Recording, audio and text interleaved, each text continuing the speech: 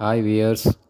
நம்ம இப்போ இந்த யூடியூப் சேனலில் நம்ம பார்க்க போகிறது என்னென்னு கேட்டிங்கன்னா, பப்ளிக் எக்ஸாம் ப்ரிப்பேர் பண்ணக்கூடிய ஸ்டூடெண்ட்ஸ்க்கு வந்து ஹவு டு மோட்டிவேட், அவங்க நல்லா படித்து நல்ல எக்ஸாம் எழுதுறதுக்கு எந்த விதத்தில் மோட்டிவேட் பண்ணணும் அப்படிங்கிறத பற்றி பார்க்க போகிறோம்.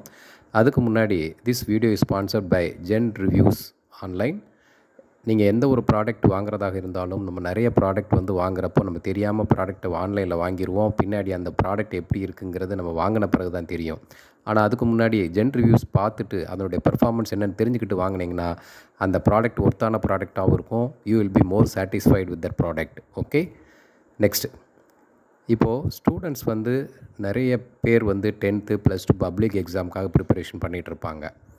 அவங்க எந்த மாதிரியான ப்ரிப்பரேஷன் வந்து செஞ்சு நல்லா பெட்டராக அவங்க வந்து எக்ஸாமில் பெர்ஃபார்ம் பண்ண முடியும் அப்படிங்கிறதுக்கு ஒரு சில டிப்ஸு சொல்கிறேன். என்னென்ன ஃபாலோ பண்ணலாம் அப்படின்னா, ஃபர்ஸ்ட் ஆஃப் ஆல் வந்து ஸ்டூடெண்ட்ஸ்க்கு வந்து before giving pressurise them to study, அவங்கள வந்து மோட்டிவேட் பண்ணுங்கள். யூ என்கரேஜ் தம். அவங்களுடைய செல்ஃப் மோட்டிவேஷனை இன்க்ரீஸ் பண்ணுறதுக்கு என்ன செய்யலாங்கிறத ஃபஸ்ட்டு நீங்கள் டிசைட் பண்ணிக்கிடுங்க. ஏன்னா நிறைய நேரங்கள் என்ன நடக்குதுன்னா, நம்ம வந்து படின்னு சொல்லி இப்போ ஸ்டூடெண்ட்ஸ்க்கு வந்து நிறைய ப்ரெஷர் கொடுப்போம். அந்த ப்ரெஷர் தாங்காமல் அவங்க வந்து சைக்காலஜிக்கலாக அஃபெக்ட் பண்ணிவிடுவாங்க. ரேதர் அவங்க வந்து நல்லா பெர்ஃபார்ம் பண்ணுறதை காட்டிலும் ரிவர்ஸ் எஃபெக்ட் வந்துடும். ஸோ அதுக்கு முன்னாடி முதல்ல அவங்கள வந்து செல்ஃப் மோட்டிவேட் பண்ண சொல்லுங்கள். முதல்ல அவங்களுக்கு நம்பிக்கையை கொடுங்க. அவங்க எவ்வளோக்கு எவ்வளோ வந்து நம்பிக்கையோடு வந்து ப்ரிப்ரேஷன் பண்ணுறாங்களோ அவ்வளோக்கு அவ்வளோ வந்து they can able to do perform better.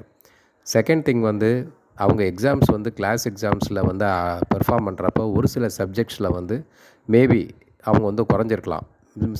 சின்ன மிஸ்டேக்ஸ் பண்ணியிருக்கலாம். அதுக்காக அவங்கள வந்து ரொம்பவும் நீங்கள் திட்டக்கூடாது. அவங்கள வந்து பயமுறுத்தக்கூடாது.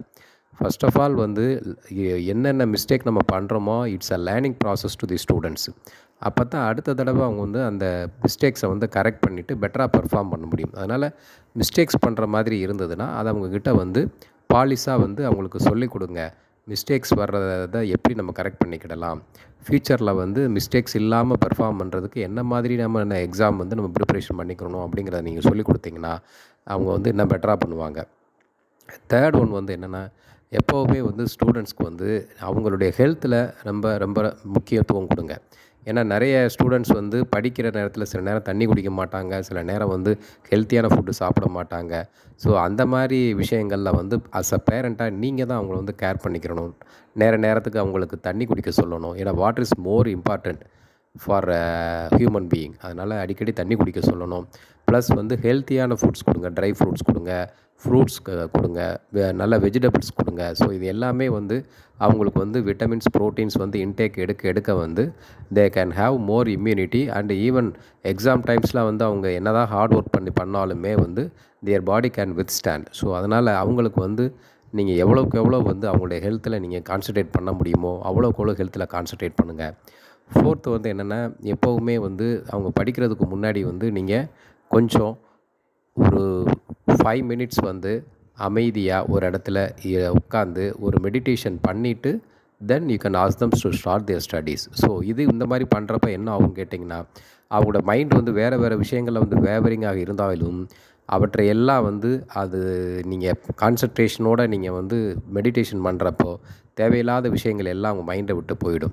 ஸோ அதுக்கப்புறம் if they start studying well, they can give more attention to the subject and அந்த கான்சன்ட்ரேஷனோடு படிக்கிறப்போ they can able to score very good marks. Okay, thank you.